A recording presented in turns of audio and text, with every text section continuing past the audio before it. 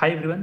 तो triple E में जो कि यूनिट 3 है, आज हमारा क्वेश्चन नंबर 3 क्या है। बेसिकली ये वीडियो आपका टोटल 14 मार्क्स का है, 14 मार्क्स का सवाल है। इसमें मैंने 2 सवाल कवर किए हैं। पहला है explain the concept of hotspot of biodiversity, describe the different hotspot of biodiversity in India.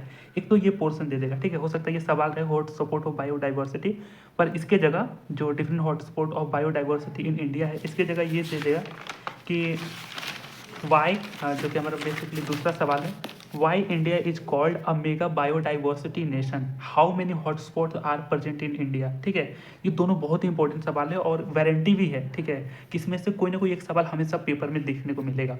तो चलिए वन बाय वन देखते हैं। सबसे पहले हॉटस्पॉट ऑफ बायोडाइवर्सिटी होता क्या है। A biodiversity hotspot is a special biogeographical region that has very high species richness and also facing a high degree of threat. यानी कि ऐसा रीजन जहाँ पे बायोडाइवर्सिटी हाई हो, मतलब हाई रिच स्पीसीज तो हो ही, लेकिन also facing a high degree of threat, और वहाँ पे खतरे भी होते हैं, बायोडाइवर्सिटी लॉस का भी ज़्यादा खतरा हो, तो ऐसे एरिया को देखते हैं और उसको हॉटस्पॉट घोषित करते हैं। This concept is introduced by Norman Myers. ठीक है, नाम ध्यान में रखना, 1988 में, to identify areas that need urgent conservation. ठीक है, तो हॉटस्पॉट का मतलब वही है कि ऐसे एरिया जहाँ पे स्पेसिस तो ज़्यादा हो, खतरे भी ज़्यादा हो, और जो कि 1988 में नॉर्मन मेयर्स ने खोजा था, ताकि वहाँ पे हम अर्जेंट कंजर्वेशन कर पाए। A region is declared a hotspot, it should satisfies two condition. हाँ, ऐसा नहीं है किसी रीजन को हम हॉटस्पॉट सेटिस्फाई करते, इसके लिए 2 कंडीशन होती है। पहली, high endemism, the area must contain at least 1500 endemic species. ये थोड़ा डेटा ध्यान में रखना। अब एंडेमिज्म का मतलब ये होता है ना कि वैसे स्पेसीज, और स्पेसीज के अंदर प्लांट और एनिमल दोनों की बात करता हूँ मैं, वैसे स्पेसीज जो कि स्पेसिफिक एरिया में ही होते हैं, ठीक है, वो दुनिया में कहीं और नहीं पाए जाते हैं। जैसे कुछ पौधा, कुछ जानवर हो गए जो इंडिया के स्पेसिफिक रीजन में ही मिलेंगे, ठीक है, वो किसी दूसरे अमेरिका या अफ्रीका में नहीं मिलेंगे, उसको एंडेमिज्म बोलते हैं। ठीक है ना, एंडेमिक स्पेसीज बोलते हैं, यानी जो पर्टिकुलर एरिया में ही मिलते हैं वो जानवर। दूसरा क्या है, हाई थ्रेट लेवल उस एरिया में हो। The region must have lost at least 70% of its original habitats due to human activity. तो थ्रेट लेवल जो ह्यूमन एक्टिविटी की वजह से होती है, तो अगर वहाँ पे 70% जो है इसके ओरिजिनल हैबिटेट्स लॉस्ट हो जाए, तो उस एरिया को हम हॉटस्पॉट डिक्लेयर कर देंगे। So hotspot help in identifying priority, ठीक है, priority areas for conservation so that maximum biodiversity can be protected. देखिए सिंपल सा डेफिनेशन रहा ना बायोडाइवर्सिटी हॉटस्पॉट। ठीक है, उसके बाद देखते हैं hotspot of biodiversity in India. देखिए यहाँ पे अक्सर मैं नोट्स बनाता हूँ ना, तो कुछ चीज़ों का मतलब हिंदी में, ठीक है, जहाँ तहाँ लिख देता हूँ। खैर ये नोट्स है ना, तो आप समझ भी जाओगे। इसके ऊपर ही लिखा है मैंने, वो नोट्स का पार्ट नहीं है, बस समझने के लिए लिख दिया कि एंडेमिक स्पीसीज मतलब वैसे प्लांट एनिमल जो पर्टिकुलर एरिया में मिलते हैं, दुनिया में कहीं और नहीं मिलेंगे, है ना। अब देखिए hotspot of biodiversity in India, तो इंडिया में मेजरली 4 ही हॉटस्पॉट है। हॉटस्पॉट आप समझते हो ना, वैसा एरिया जहाँ पे बायोडाइवर्सिटी रिच हो, लेकिन वहाँ पे थ्रेट भी ज़्यादा हो। इसके 2 कंडीशन क्या थे, हाँ आप ध्यान में रखना। पहला है हमारा द हिमालय हॉटस्पॉट, यानी कि it covers entire Indian Himalaya region. आपने हिमालय के रीजन जो देखे होंगे ना, ranges from Jammu Kashmir to Arunachal Pradesh, और उसी के बीच में आता है Nepal, Bhutan and parts of चीन हो गया, कुछ तिब्बत के पार्ट्स आ गए। तो पहले पॉइंट में आप लिख देना कि जो नॉर्थ ईस्ट पार्ट है, मतलब हिमालय के जो रीजन है, उसमें कौन कौन से राज्य भी आते हैं, देश कौन कौन से आते हैं। तो ranges from Jammu Kashmir to Arunachal Pradesh, Nepal, Bhutan, parts of चीन। कंटेन्स हाई एल्टीट्यूड इकोसिस्टम्स, ये कुछ प्रॉपर्टी ध्यान में रखना जो हिमालय का हॉटस्पॉट है। High altitude ecosystem, high altitude का मतलब ऊंची ऊंची जगहों पर, एल्टीट्यूड मतलब ऊंचाई, तो हाई एल्टीट्यूड पर वहाँ पे इकोसिस्टम मिलती है। ग्लेशियर्स एंड रिवर सिस्टम, वहाँ पे कुछ रिवर सिस्टम मिलेंगे, कुछ नदी का आप नाम भी लिख सकते हो अगर नोट्स को एक्सटेंड करना चाहो तो, जैसे गंगा हो गया ना। हाँ, उसके बाद ग्लेशियर्स, ग्लेशियर्स का मतलब होता है बर्फ़ के कुछ टुकड़े को ही बोलते हैं, जो मतलब जो बर्फ़ के बहुत सारे ढेर जो नहीं होते, कई सालों तक जमी हुई बर्फ़ से बनते हैं, और ठंडे इलाकों में जो अक्सर मिलते हैं, तो उसको ग्लेशियर्स बोलते हैं। ठीक है, उसके बाद यहाँ पे ध्यान से देखना कि rich in endemic medical plants, तो हिमालय जो है मेडिकल प्लांट्स के लिए फेमस है। और एंडेमिक मेडिकल, एंडेमिक का मतलब वही बताएं कि वैसे प्लांट जो उसी रीजन में मिलते हैं, दुनिया के किसी और जगहों में नहीं मिलेंगे। तो एंडेमिक मेडिकल प्लांट्स में और कुछ यूनिक फौना भी है। अच्छा, ये फ्लोरा और फौना, ये 2 वर्ड आप कंफ्यूज मत होना। फ्लोरा मतलब पौधे को बोलते हैं, और फौना मतलब एनिमल को बोलते हैं। ठीक है, ये कुछ नाम है जो अक्सर प्रचलित रूप से यूज की जाती हैं। तो फौना में आगे सच है, जैसे स्नो लियोपार्ड हो गया, रेड पांडा, हिमालय तार हो गया। ठीक है, तो ये नाम ध्यान में रखना, 3-4 फौना के नाम ध्यान में रखना जो एंडेमिक स्पीसीज है हिमालय के। तो हिमालय का हमने देख लिया। अब देखिए वेस्टर्न घाट की बात करें, Western Ghat runs parallel the western coast of India across Gujarat, Maharashtra, Goa, Karnataka to Kerala. ठीक है, अब वेस्टर्न कोस्ट का मतलब क्या हुआ, मतलब कि जो हमारे अरब सागर है, आप नक्शे में देखोगे तो अरब सागर के किनारे वाले इलाका जो गुजरात से लेकर केरल तक फैला है ना, उसी को ही हम वेस्टर्न कोस्ट बोलते हैं, अरब सागर के किनारे किनारे वाले इलाके। ठीक है, तो वेस्टर्न घाट पैरेलल, जो कि पैरेलल रहता है ना, मतलब जो अरब सागर और भारत के जो तट है वहाँ पे, हाँ, parallel the western coast of India across Gujarat, Maharashtra. देख लेना कौन कौन से जो है रीजन आते हैं, गोवा, कर्नाटका टू केरला तक फैला है ये। It is known for evergreen forest. ठीक है, यहाँ हमेशा हरा भरा ही दिखता है यहाँ पे, एवरग्रीन मतलब कि ऑलमोस्ट ऑल द टाइम। फिर उसके बाद सोलाज हो गए। ठीक है, सोलाज भी एक तरीके का मतलब कि ऐसे जंगल जिनमें पेड़ जो है ना, मतलब कि जो वेस्टर्न घाट के अंदर जो पौधे नहीं होते, जो पहाड़ियों में जो घाटियों के अंदर जो पाए जाने वाले छोटे सदाबहार जंगल, उसको हम बोलते हैं, जिसके चारों तरफ घास के घने घने मैदान होते हैं, उसको हम सोलाज बोलते हैं। ठीक है, उसके बाद वाटरफॉल्स हो गए, फिर हाई रेनफॉल, इसके लिए ये प्रचलित है। ठीक है, कुछ यहाँ पे एंडेमिक स्पीसीज भी ध्यान में रखना वेस्टर्न घाट के अंदर। एंडेमिक स्पीसीज आर जैसे नीलगिरी ताहार। ठीक है, ये TAH आ रहे हैं। ठीक है, नीलगिरी ताहार, लायन टेल्ड मैकेक्यू, किंग कोबरा। तो कुछ एंडेमिक स्पीसीज आप ध्यान में रखना। तो वेस्टर्न घाट हमने देख लिया। अब देखते हैं Indo Burma hotspot.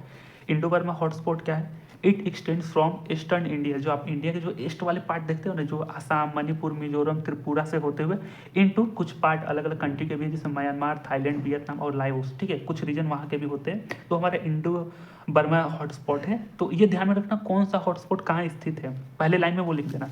It is one of the most threatened hotspot due to shifting cultivation and deforestation. ठीक है, शिफ्टिंग कल्टीवेशन का मतलब वो हुआ कि मतलब कि खेती के लिए जंगल काटा, कुछ साल तक खेती किया, फिर उसको ऐसे ही छोड़ दिया क्योंकि अब वो भूमि यूज के लिए है नहीं, फिर दूसरी जगह जंगल काटा, खेती किया, फिर छोड़ दिया। डिफोरेस्टेशन का मतलब जंगल की कटाई होना। तो ये बहुत ही थ्रेटेड एरिया होता है ये वाला हेड स्पॉट, इंडो बर्मा वाला। ठीक है, it is rich in orchids and bamboo. ठीक है, यहाँ पे कुछ फ्लोरा भी है, ऑर्काइड्स और बैम्बो ध्यान में रखना। सम फौना इंक्लूड्स जैसे हुलॉक, HOOLOC, हुलॉक गिबोन हो गया, जब इंडिया का एक एप है लंगूर टाइप का। फिर उसके बाद हॉर्नबिल्स हो गया, क्लाउडेड लियोपार्ड हो गया। कुछ अजीबोगरीब नाम है, पर 3-4 एनिमल्स के नाम जरूर ध्यान में रखना, एंडेमिक स्पीसीज के नाम। ठीक है, अब चौथा है हमारा संडरलैंड इंक्लूडिंग निकोबार आइलैंड। ठीक है, इसमें अंडमान नहीं आता है, तो ये एक संडरलैंड हॉटस्पॉट। ठीक है, SUNDALAND, स्पेलिंग ध्यान से रखना।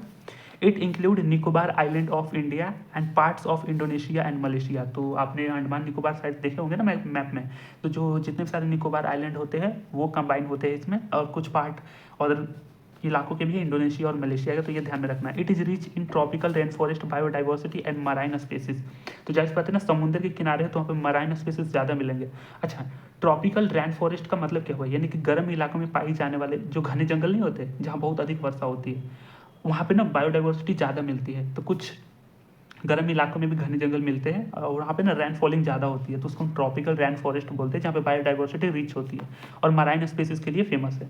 एंडेमिक स्पीसीज ध्यान में रखना, जैसे Nicobar, megapode, salt water crocodile. ठीक है, यहाँ पे मैंने 2 ही लिखा है। तो इस तरीके से हमारे जो चारों बायोडाइवर्सिटी हॉटस्पॉट है उसका हमने एक्सप्लेनेशन कर दिया। अब ये इसके सवाल की जगह दूसरा भी दे सकता है कि Y India is called mega biodiversity nation. अब मेगा बायोडाइवर्सिटी का मतलब आप समझते हो ना, बहुत बड़ा बायोडाइवर्सिटी। इंडिया भी भले छोटा है ना, पर बहुत अधिक बायोडाइवर्सिटी को कवर करता है। तो उसको क्यों बोलते हैं, तो कुछ डेटा, कुछ विशेषताएं हैं जो आपको लिखना है। How many hotspot are present in India, तो इसका दूसरा पार्ट ये भी है। ठीक है, हाउ मेनी हॉटस्पॉट मिलते हैं, तो वही ये 4 हॉटस्पॉट है मैंने आपको दिखाए थे। ठीक है, अभी लास्ट वाले पेज में देख लेंगे वही हॉटस्पॉट। वेस्टर्न घाट हो गया, अंडमान संडलैंड हो गया, उसके बाद मैं भी भूल गया क्या, यहाँ पे देख के बता दें। हाँ, जैसे द हिमालय हो गया, वेस्टर्न घाट हो गया, इंडो बर्मा रीजन हो गया, फिर संडरलैंड जो कि निकोबार आइलैंड आता है। तो ये कुछ हॉटस्पॉट की कम्बिनेशन है ना।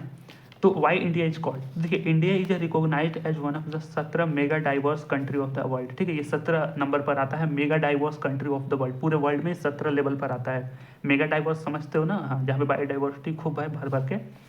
It has exceptionally high diversity of plants, animals and ecosystem within a geographical area।